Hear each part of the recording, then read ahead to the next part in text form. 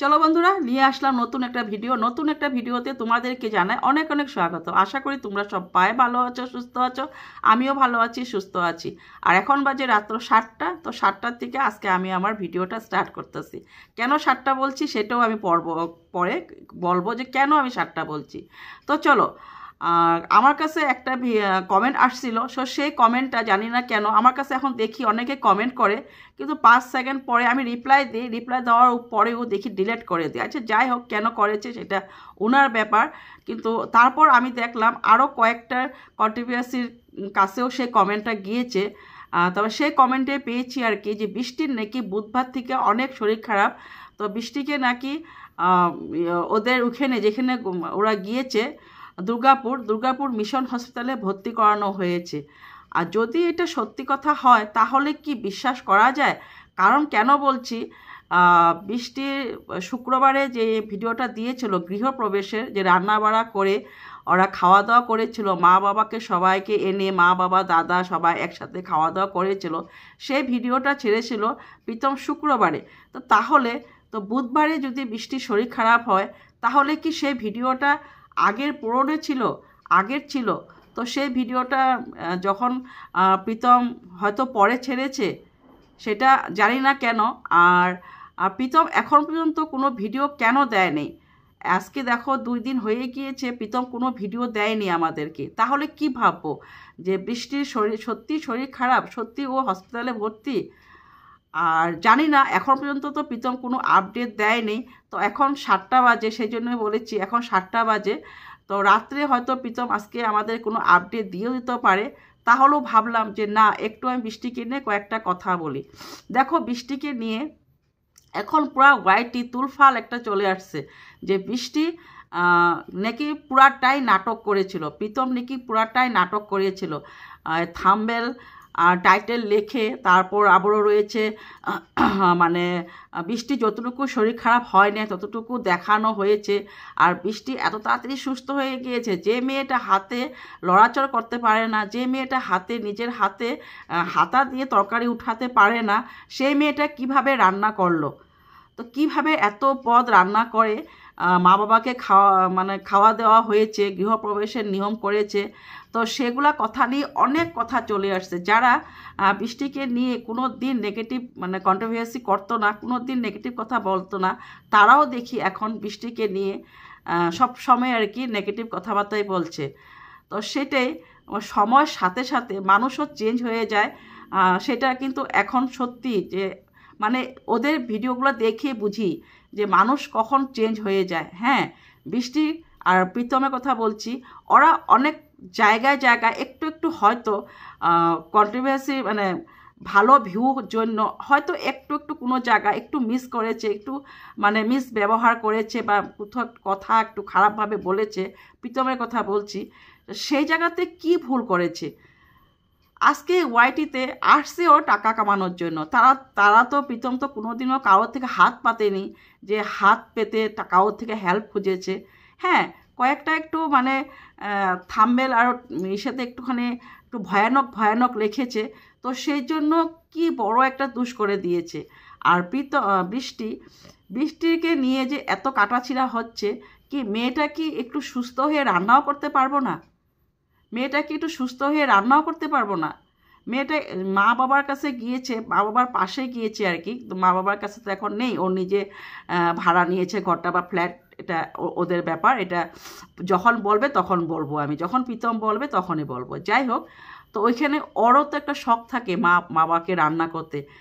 যে মেয়েটা আজকে 5-7 মাসের উপর হয়েছে বিছনাতে পড়েছিল, তো সেই মেয়েটা এত সাহস করে আজকে চুলার পাড়ে এসে মা বাবার জন্য রান্না করেছে। আর তোমরা যে এই কথাটাগুলো বলছো, তোমরা পুরা ভিডিওতে কি দেখেছো? বৃষ্টি পুরা রান্না করে দেখেছো? বৃষ্টি পুরা রান্না করেনি। আমি কালকের ভিডিওতেও বলেছিলাম বৃষ্টি পুরা রান্না করেনি। বৃষ্টি খালি টকটা চাটনিটা বানিয়েছে আর মাংসটা একটু খালি মশলা টশলা কিছু দিয়ে সাঁতলিয়েছে, অতটুকুই করেছে। আর হয়তো নিজের বাবাকে ভাতটা বেড়ে দিয়েছে। তো তাতে কি এত বড় কথা? এত সবাইয়ের মধ্যে এত হিংসা ঢুকে আসছে যে বৃষ্টি নাটক করেছে, বৃষ্টি পুরা সুস্থ ছিল। আরে যে মেয়েটার চেহারা দেখলেই বোঝা যায় মেয়েটার আগের ভিডিওতে কি ছিল আর এখন ভিডিওতে মেয়েটার কি অবস্থা হয়ে গিয়েছে। হ্যাঁ, ভিউ কামানোর জন্য মানুষে অনেক কিছু করে, হ্যাঁ কেন করবে না। আজকে তো কারোর থেকেও টাকা খুঁজে না, যে টাকাও খুঁজতো তাহলেও তোমরা বলতা যে টাকা খুঁজেছে, টাকা খুঁজে এখন সুস্থ হয়ে গিয়েছে, এখন এগুলো নাটক করছে। প্রীতম কোনো ভুল করেনি, প্রীতম যেগুলা করেনি, ইনকাম করতে পেরেছে তাতে কি বড় কথা। সবাই করো, তোমরাও করো, তাতে কোনো নিজের কোনো ইসে নেই যে হ্যাঁ আমি করছি তো ও করতে পারবে না, তো ও করছে তো ও করতে পারবে না। তারপর চলে আসছে বৃষ্টির এক্স হাজব্যান্ডের কথা, যে বৃষ্টি যে ওকে বিয়ে দেওয়া হয়েছিল, ওর সাথে যে এত অত্যাচার করা হয়েছিল, রড দিয়ে যদি মারা হয়েছিল, তাহলে কেন ওর বাবা লিগ্যাল স্টেপ নেয়নি? কেন ছেলেটার জন্য কোনো কেস করেনি? তো কেন কেস করে নাই, কিসের জন্য কেস করে নাই, সেটা পুরা না জানে এইভাবে মানে কন্ট্রোভার্সি করতে চলে আসে। এক দিদিভাই দেখলাম আজকে যা তা ভাবে ওর বাবাকে নিয়েও মানে যা তা কথা বলেছে, বাবার মেরুদণ্ড নেই, বাবার হ্যান নেই, ত্যান নেই। আরে যার মেয়ের সাথে যে ঘটনাটা হয়েছে সে জানবে কি কারণে কি হয়েছিল, কি ওরা লিগ্যাল স্টেপ নিয়েছিল না কি নেয়নি, এগুলো সব জেনে বুঝে ভিডিও করে মা বাবার উপরে দোষারোপ করাটা ভালো। এইভাবে মা বাবার উপরে দোষারোপ করাটা ঠিক নয় আমার মতে।